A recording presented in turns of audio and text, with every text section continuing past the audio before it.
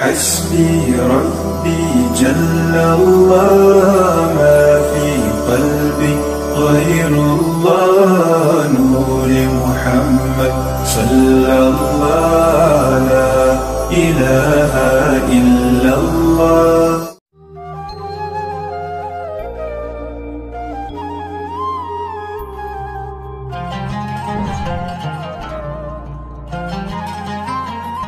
أعوذ بالله من الشيطان الرجيم. بسم الله الرحمن الرحيم. النبي أولى بالمؤمنين من أنفسهم وأزواجه أمهاتهم. صدق الله العلي العظيم وصدق رسوله النبي الكريم. نحن على ذلك من الشاهدين والشاكرين والحمد لله رب العالمين. قال الله تبارك وتعالى في القرآن المجيد والفرقان الحميد في شان حبيب الرحمن الرحيم. إن الله وملائكته يصلون على النبي يا أيها الذين آمنوا صلوا عليه وسلموا تسليما. الصلاة والسلام عليك يا سيدي يا رسول الله وعلى آلك وأصحابك يا حبيب الله. الصلاة والسلام عليك يا سيدي يا رسول الله وعلى آلك وأصحابك يا رحمة للعالمين. اللهم صل وسلم وبارك على سيدنا ومولانا محمد كريم الآباء والأمهات وعلى آله وأصحابه وأولياء أمته وعلماء ملته وأمته أجمعين عدد كرمك يا كريم يا كريم يا كريم يا كريم. وہ سوئے لالازار پھرتے ہیں، وہ سوئے لالازار پھرتے ہیں، تیرے دن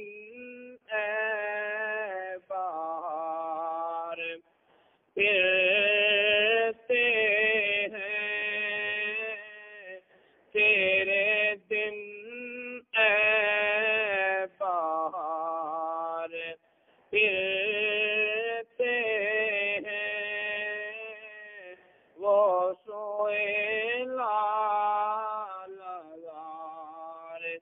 پھرتے ہیں. اس گلی کا گدا ہوں میں جس میں، اس گلی کا گدا ہوں میں جس میں، مانگتے تاجدار پھرتے مانگتے تاجدار پھرتے ہیں، وہ سوئے لالازار پھرتے ہیں. پھول کیا دیکھوں میری آنکھوں میں، پھول کیا دیکھوں میری آنکھوں میں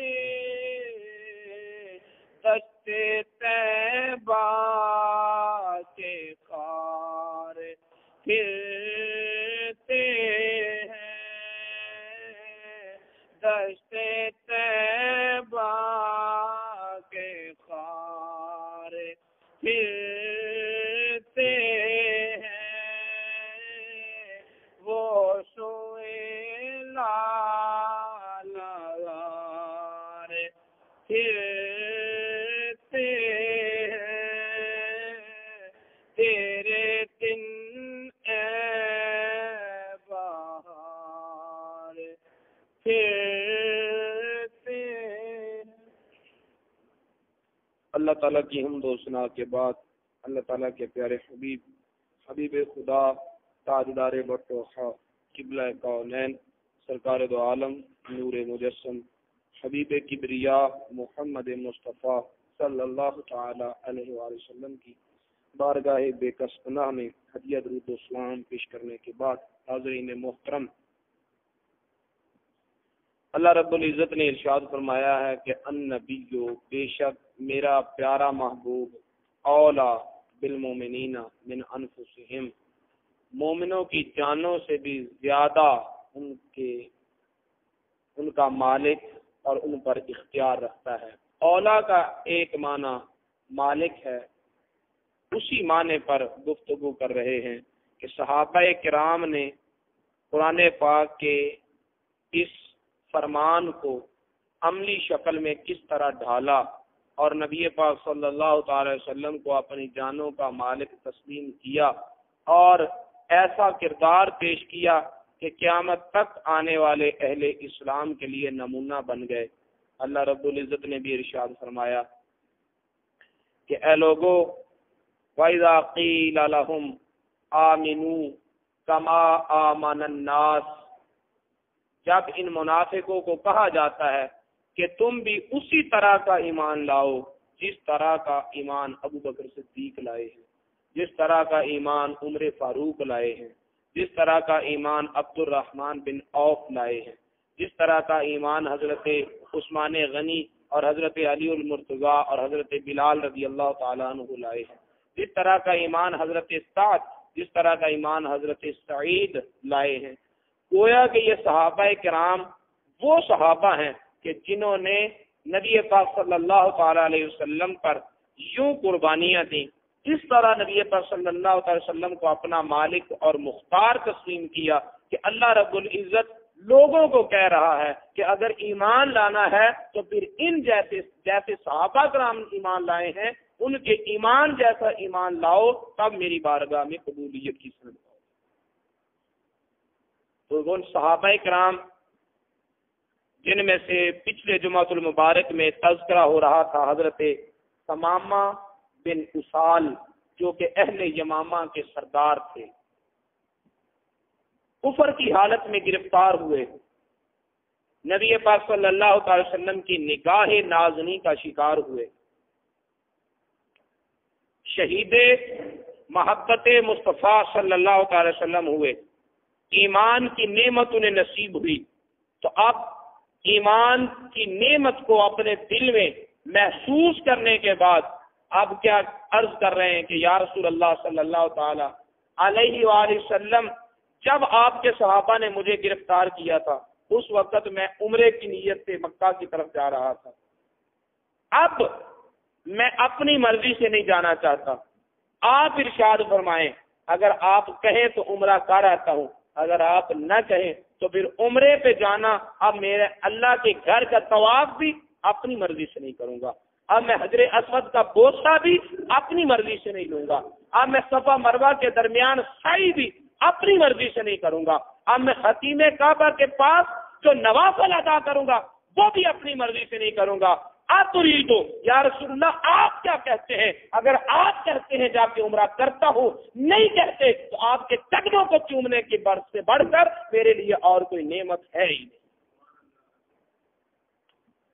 نبی پاک صلی اللہ علیہ وسلم بشرا یہ لفظ ہے کہ نبی پاک صلی اللہ علیہ وسلم نے انہیں خوشخبری سنائی اور دنیا کو بتا دیا، اہل ایمان اور اہل اسلام کے لیے ہدایت کے راستے کھول دیے کہ لوگوں اگر اپنی مرضی سے اللہ کی بارگاہ میں جاؤ گے تو پھر عبادت کرنا تمہارا حق عبودیت ہے، عبادت کرنا تم پر فرض اور لازم ہے، سجدہ و سجود کرنا یہ تمہاری بندگی کا تقاضا ہے، پھر قبول کرنا نہ کرنا اس کی بے نیازی، شان بے نیازی کا حق ہے، اس کی مرضی آئے قبول کرے، مرضی آئے قبول نہ کرے، لیکن اگر درمیان میں تم مصطفیٰ کریم صلی اللہ علیہ وسلم کی سفارش اور وسیلے کو لے آؤ گے تو پھر تمہارا سر سجدے میں بعد میں جائے گا، قبولیت کی سند تمہیں پہلے ملے گی۔ یہ محبوبیت کا تقاضا ہے، یہ محبوبیت کا حق ہے۔ فبشرہ، نبی پاک صلی اللہ علیہ وسلم نے انہیں خوشخبری سنائی اور پھر فرمایا کہ جاؤ عمرہ کراؤ۔ اب اجازت لے کر عمرہ کرنے کے لیے جب مکہ میں آئے تو وہاں پر کسی نے حضرت ثمامہ بن اسال کو کہہ دیا، آسبوتا، تو بے دین ہو گیا، اپنا مذہب چھوڑ دیا، اپنا مسلک چھوڑ دیا، اب تو بھی عاشقان مصطفیٰ کی گروپ میں شامل ہو گیا ہے۔ مزے کی بات یہ ہے کہ جب غلامی مصطفیٰ میں نہیں آئے تھے تب بھی عمرے کی نیت سے جا رہے تھے، اب غلامی مصطفیٰ میں آ گئے ہیں، اب بھی عمرہ ہی کر رہے ہیں۔ پتہ چلا کہ اگر نبی پاک صلی اللہ علیہ وسلم کا دامن چھوڑ کر خدا کے گھر میں ہی جاؤ تب بھی بے دینی ہے، لیکن اگر دیندار ہونا ہے تو پھر دامن مصطفیٰ کو تھام کر اللہ کی بارگاہ میں سجدہ ریز ہونا ہوگا۔ آسبوتا، کیا تو بے دین ہو گیا؟ آپ نے فرمایا نہیں، میں بے دین نہیں ہوا، مجھے تو دین ہی اب ملا ہے، پہلے بے دین تھا، اب دیندار ہوں، اب مذہب والا ہوں، اب مسلم ہوں۔ اور فرمایا سن لو، صورت حال یہ تھی کہ قریش مکہ اہل یمامہ کے ساتھ تجارت کرتے تھے، قریش مکہ اہل یمامہ سے غلہ خریدتے تھے، سارا سال جسے غذا کے طور پر کھاتے تھے وہ غلہ اہل یمامہ سے خریدتے تھے، اور حضرت ثمامہ بن اسال یہ اہل یمامہ کے سردار تھے۔ فرمایا لوگوں سن لو، میں مصطفیٰ کریم صلی اللہ علیہ وسلم کی غلامی میں آ چکا ہوں، ان کی محبت میں گرفتار ہو چکا ہوں، میں نے ان کو نبی تسلیم کر لیا ہے اور اپنا محبوب بنا لیا ہے۔ اللہ نے فرما دیا نا کہ میرا نبی اہل ایمان کی جانوں سے بھی بڑھ کر ان کا مالک ہے۔ ایمان والے خود اپنی جانوں کے اتنے مالک نہیں جتنا میرے نبی کو میں نے اپنے نبی کو ایمان والوں کی جانوں کا مالک بنا کر بھیجا ہے۔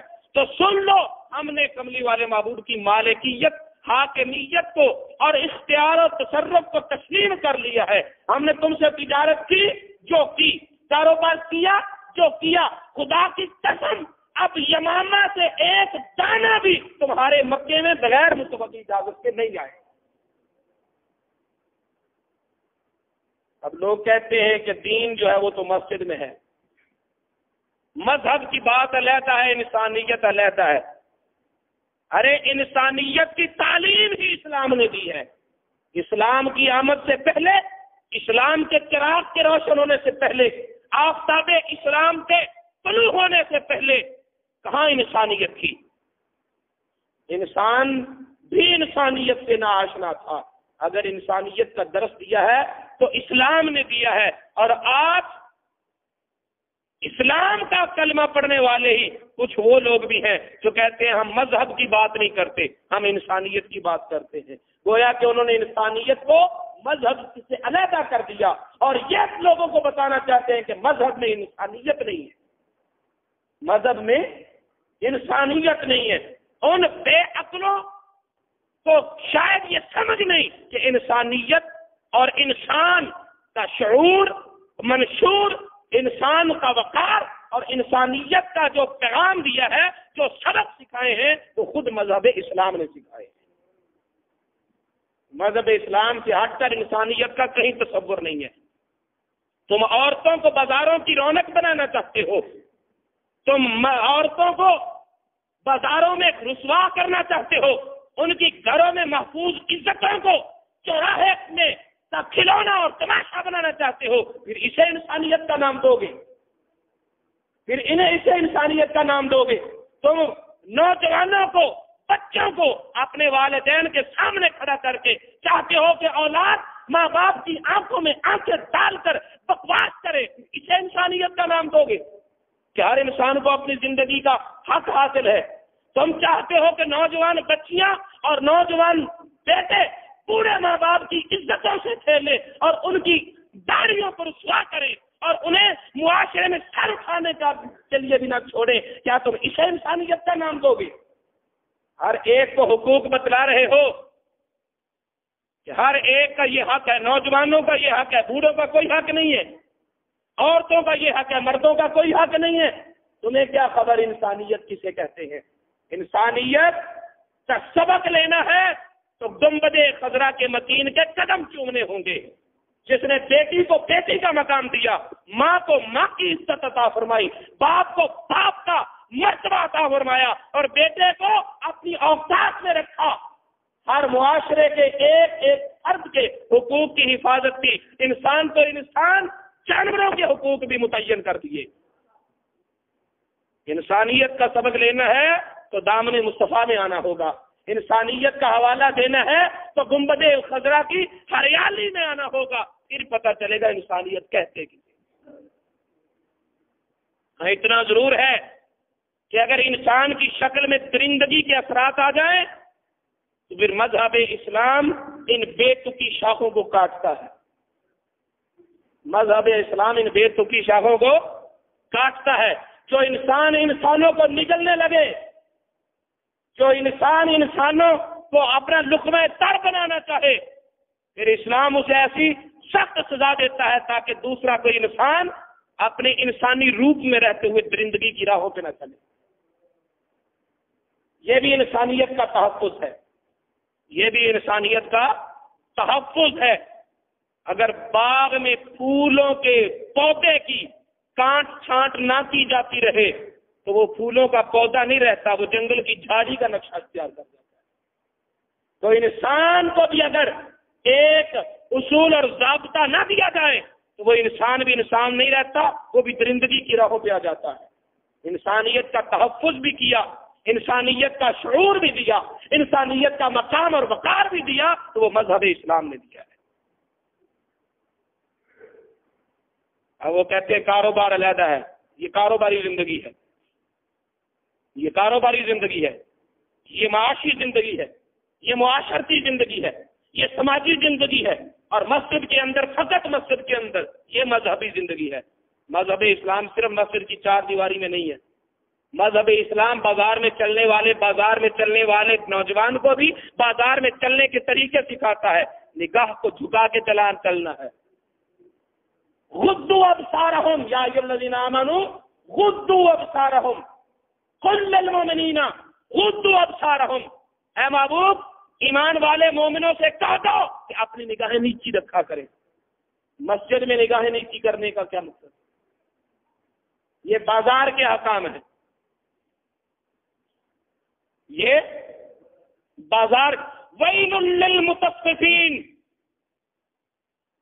الذین اذا اکتالوا، ان ناپ تول کرنے والوں کے لیے جہنم کا ایک مخصوص عذاب ہوگا جو ناپ تول کرتے ہوئے کمی بیشی کرتے ہیں۔ ناپ تول کے احکام ہیں، نکاح بیاہ شادی کے احکام ہیں۔ جب ایک دوسرے سے لین دین کرو تو فاکتبو ہو، اسے لکھ لیا کرو، لین دین کرنے کے احکام ہیں۔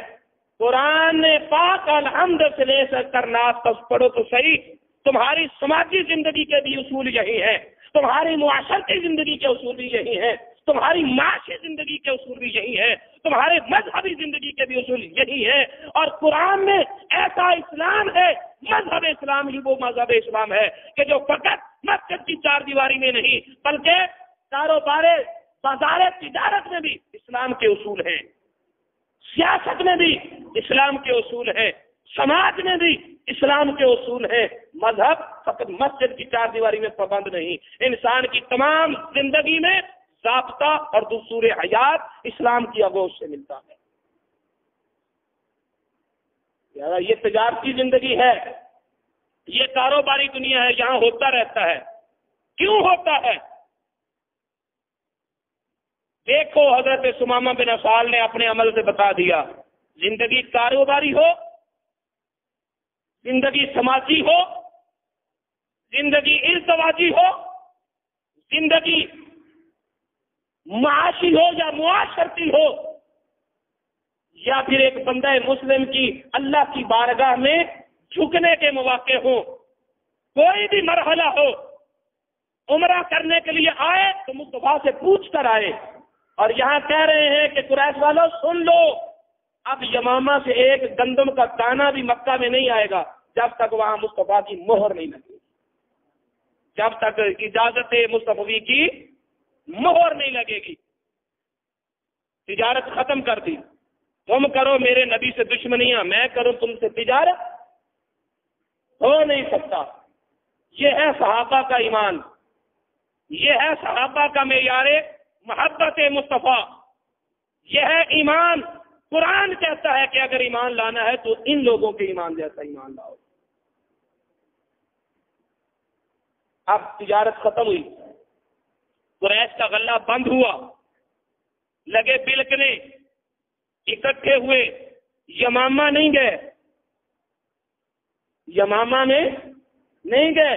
ہم غلے کا ریٹ بڑھاتے ہیں، ان کے ذہن سازی کرنے کے لیے ادھر نہیں گئے۔ پتا تھا کہ جو مرضی کر لے، جتنا لالچ دے لے، یہ مصطفیٰ کے غلام ہیں، نہ بکتے ہیں نہ جھکتے ہیں، نہ بکتے ہیں نہ، انہیں دنیا کا لالچ نہیں ہے۔ یہ سارے اکٹھے ہوئے اور شہر مدینہ کی طرف گئے۔ عرض کی یا رسول اللہ، ہم نے آپ کا کلمہ نہیں پڑھا، ہیں تو رشتہ داری، ہیں تو قرابت داری، اس قرابت کا واسطہ، اس رشتہ داری کا واسطہ، ہمیں غلے کی ہمیں اجازت دو۔ نبی پاک صلی اللہ علیہ وسلم نے حضرت ثمامہ بن عسال کو حکم دیا کہ انہیں غلہ دے، تب حضرت ثمامہ نے اہل مکہ اور قریشی مکہ کو غلہ دیا، تب ان کی روٹی پکی، تب ان کے چولہے چلے، تب ان کے پیٹ بھرے۔ پتہ چلا بندہ مومن، صحابہ کرام نے عمل کے ساتھ ہمیں بتا دیا کہ ہمارا مالک اور مختار مدینے کا چاند ہے، ہمارا مالک و مختار مدینے کا چاند ہے۔ اور حضرت کعب بن مالک کی توبہ والا واقعہ پڑھ لیں، غزوہ تبوک کے حالات پہ نظر ڈال لیں تو بھی پتہ چلتا ہے کہ صحابہ کرام نے اپنے ذات پر کملی والے محبوب کو مالک تسلیم کیا تھا۔ حضرت کعب بن مالک سے یہ طویل ایک حدیث ہے، فرماتے ہیں غزا رسول اللہ صلی اللہ تعالی وسلم تلک الغزوہ تھا حین طابت الثمار والظلال، گرمی کا موسم تھا، دھوپ سخت تھی، اور وہ گرمی ہندوستان والی گرمی نہیں تھی، عرب کے سلگتے ہوئے پہاڑوں کی گرمی تھی، عرب کے ریگستانوں کی گرمی تھی۔ ایسی گرمی میں موسم وہ ہے جب پھل پک چکے ہیں، جب درخت سایہ دار بن چکے ہیں، ایک مدت تک بلکتے بلکتے محنت کرتے کرتے اب محنت کا پھل لینے کا وقت آیا، اب کسانوں کے پھلوں کو اٹھانے کا وقت آیا، پھل پکے ہیں، سائے گھنے ہیں۔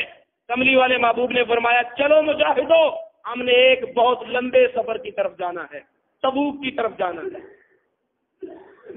صحابہ کرام نے پھل بھی چھوڑے، یہ نہیں کہا کہ یا رسول اللہ سفر پہ چلے جائیں گے، ہمارے پھل ضائع ہو جائیں گے، سائے ہیں بیٹھنا نصیب نہیں، ٹھنڈے پانی ہے پینے نصیب نہیں، یا رسول اللہ یہ دن تو فصلوں کو اپنے گھر میں لانے کے ہیں، سال بھر کا اناج اکٹھا کرنا ہے، اور اسے چھوڑ کر ہم سفر پہ چلے جائیں، فصلیں برباد ہو جائیں گی، پھل ضائع ہو جائیں گے، اور یہ درخت جن کو اس موسم میں اگر نگہبانی نہ دی گئی تو پھر یہ درخت بھی نہ شاید اپنی اس حسین حالت پر نہ رہ سکے، کانٹ چھانٹ کی انہیں ضرورت ہوتی رہتی ہے۔ فرمایا چلو اس موسم میں جانا ہے۔ کسی صحابی نے ماتھے پہ شکن نہیں لایا، فرمایا یا رسول اللہ جانا ہے، بس جانا ہے، آپ کا حکم ہو گیا تو آپ جانا ہے۔ اب فصلیں کھیتوں میں ہیں، برباد ہو تو برباد ہو، پھل جو ہے باغات میں ضائع ہو تو ہو، ان گھنے سایوں میں بیٹھنا نصیب نہیں ہوتا تو نہ ہو جائے، یا رسول اللہ ان درختوں کے سایوں سے بڑھ کر آپ کی کالی کملی کا سایہ ہمیں نصیب ہو جائے۔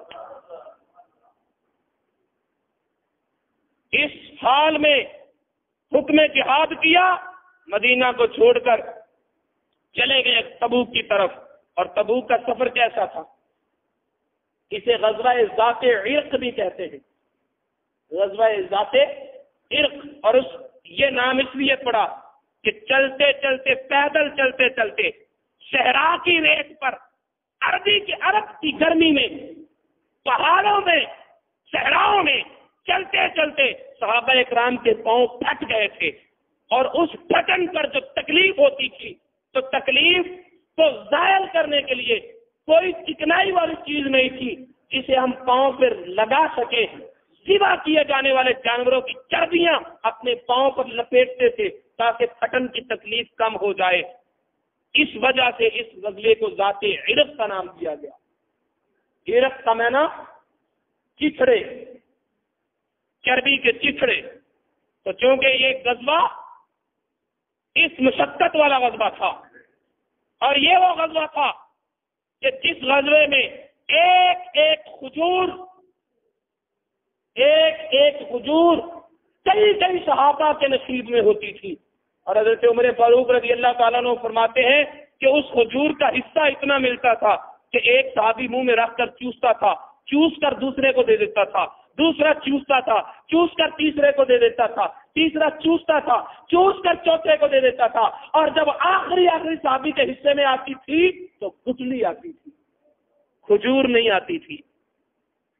کدھر وہ پکے ہوئے پھل، کہاں اتنی مشقت والا سفر۔ یہ بھی نہیں کہا کہ یا رسول اللہ یہ 4 دن سائے میں بیٹھ لینے دے، ان پھلوں کو گھر میں لا لینے دے، فصلیں پکی ہیں، سال کا اناج اکٹھا کرنا ہے، کر لینے دے، پھر چلیں گے۔ کملی والے محبوب نے فرمایا تیاری کرو، سفر پہ جا رہے ہیں، چوں کی نہ چاں کی، سامان تیار کیا اور نحو سفر ہو گئے۔ یہ ہے صحابہ کرام کا ایمان، یہ ہے نبی پاک صلی اللہ علیہ وسلم کو مالک و مختار ماننا اپنی جانوں پر کہ یا رسول اللہ جانے سائے میں نہیں، سائے سے اٹھا کر دھوپ کے سفر میں لے جاؤ، جان تو تیری ہے۔ جب تو ہماری جانوں کا مالک ہے تو پھر تیری مرضی، ہمیں سائے میں بٹھا یا پھر ہمیں دھوپ میں چلا، صحراؤں میں لے جا، پہاڑوں میں لے جا، دریاؤں میں پھونک دے، آگ میں ڈال دے، یا رسول اللہ جو آپ کا حکم ہے۔ جب مان جو لیا کہ تو ہماری جانوں کا مالک ہے، مان جو لیا کہ تو ہماری جانوں کا، اور اللہ رب العزت اہل ایمان کو یہ حکم کیوں نہ دیتا کہ میرے محبوب کو اپنی جانوں کا مالک تسلیم کرو، جبکہ اللہ تعالیٰ نے خود اپنی کائنات میں اپنے محبوب کو مالک بھی بنایا ہے اور مختار بھی بنایا ہے۔ یہی غزوہ تبوک ہے، اور یہی راوی حضرت کعب بن مالک ہیں، فرماتے ہیں کہ غزوہ تبوک کے موقع پر ایک جگہ لشکر نے پڑاؤ ڈالا، صحرا کی ریت میں دور گرد اڑتی ہوئی نظر آئی، جیسے کوئی سوار گھوڑے پر دوڑتا ہوا آ رہا ہو، اور اپنے ہی گھوڑے کے سموں سے اڑنے والی خاک اور گرد و غبار میں وہ چھپا ہوا ہو اور دور سے دکھائی نہیں دے رہا ہوتا۔ وہ پتہ نہیں کون تھا، پتہ نہیں کیا تھا، گھوڑا ہی تھا، اڑنے والی گرد ہی تھی، یا پھر صحراؤں میں چہار طرفی ہوا کے ٹکراؤ سے بننے والا کوئی ہوا کا پگولا تھا، کیا تھا، حقیقت کیا تھی، خدا جانے یا خدا کا محبوب جانے۔ فبین ہوا علی ذلک رعا رجلا مبیدا یزول به السراب، اور میں دور ایک شخصیت نظر آئی جو صحرا کی ریت کو اڑا رہی تھی، گرد و غبار اٹھا رہی تھی. تو قال رسول اللہ صلی اللہ علیہ وسلم، سنیے گا فقال رسول اللہ صلی اللہ علیہ وسلم، اللہ کے رسول نے فرمایا کن ابا خثیمہ، او گرد و غبار اڑانے والے تو جو بھی ہے اب ابو خثیمہ بن جا، ابو خثیمہ بن جا. راوی کہتے ہیں فاذا ہوا ابو خثیمہ، وہ نہ جانے کون تھا کون نہیں، لیکن جب مصطفیٰ نے کہا تو ابو خثیمہ ہی بن گیا. اس کا گھوڑا ابو خثیمہ کا گھوڑا، اس کی شکل ابو خثیمہ کی شکل، اس کے ذہن میں سوچے ابو خثیمہ کی سوچے. اب وہ جو تھا وہ نہ رہا، ابو خثیمہ ہی بن گیا. غزوہ تبوک کا موقع ہے. یہ شان اللہ رب العزت نے اپنے محبوب کو دی. اور بریلی کے تاجدار نے کہا وہ زبان جس کو سب کن کی کنجی کہے، وہ زبان، یہ عقیدہ ہے ہمارا کہ زبان مصطفیٰ سے جو نکل گیا خدا کی تقدیر بن گیا. وہ زبان جس کو سب کن کی کنجی کہے. کن کیا ہے؟ اللہ رب العزت کی شان انما امرہ اذا اراد شیئا ان یقول له کن فیکون. اللہ رب العزت کی شان یہ ہے جب کسی چیز کا ارادہ فرما لیتا ہے تو کہتا ہے ہو جا تو ہو جاتی. میٹیریل نہ ہو تب بھی ہو جاتی. میٹیریل، آپ کا کام ہے چلانا، آپ کا کام ہے چلانا. ابراہیم علیہ السلام کو آگ میں پھینکا گیا، اللہ تعالیٰ نے قلنا، ہم نے کہا یا نارو، اے آگ، یا نارو کونی بردم و سلام علی ابراہیم، ابراہیم علیہ السلام کے لیے ٹھنڈی بھی ہو جا اور سلامتی والی بھی ہو جا. ٹھنڈی بھی ہو جا اور سلامتی والی بھی ہو جا. ادھر مکے کی وادی ہے، مشرکین نے حضرت عمار بن یاسر کو باندھا ہوا ہے، آگ جلا رکھی ہے اور آگ میں حضرت عمار بن یاسر کو ڈال رہے ہیں. نبی پاک صلی اللہ علیہ وسلم کا گزر ہوا، آپ نے فرمایا یا نارو کونی بردم و سلامن علی خلیلی عمار کما کنت بردم و سلامن علی خلیل اللہ ابراہیم. اے آگ، جیسے اللہ کا خلیل آگ میں جا رہا تھا، اللہ نے کہا اے آگ ٹھنڈی ہو جا، تو اللہ کے خلیل کے لیے ٹھنڈی ہو گئی. آج میرا یار عمار جا رہا ہے، آج میرا یار آگ میں جا رہا ہے، تو میں تجھے کہتا ہوں جیسے کل اللہ کے خلیل کے لیے ٹھنڈی ہو گئی تھی، آج مصطفیٰ کے یار کے لیے ٹھنڈی ہو جا.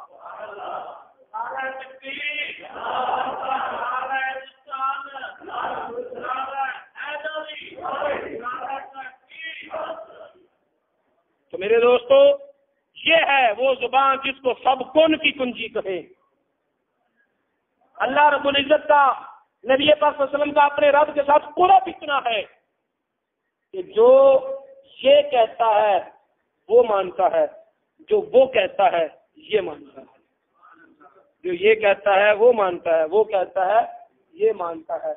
جیسے حضرت علی المرتضیٰ کے لیے سورج کو مغرب سے مشرق کی طرف پلٹایا نا، بولو پلٹایا نا.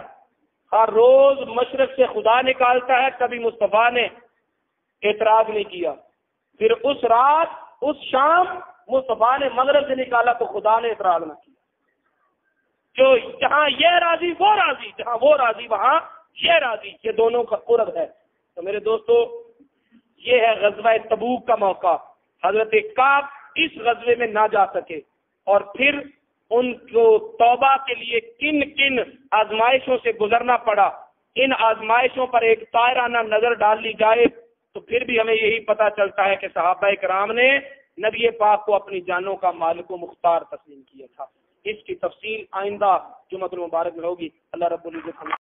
حسبی ربی جل اللہ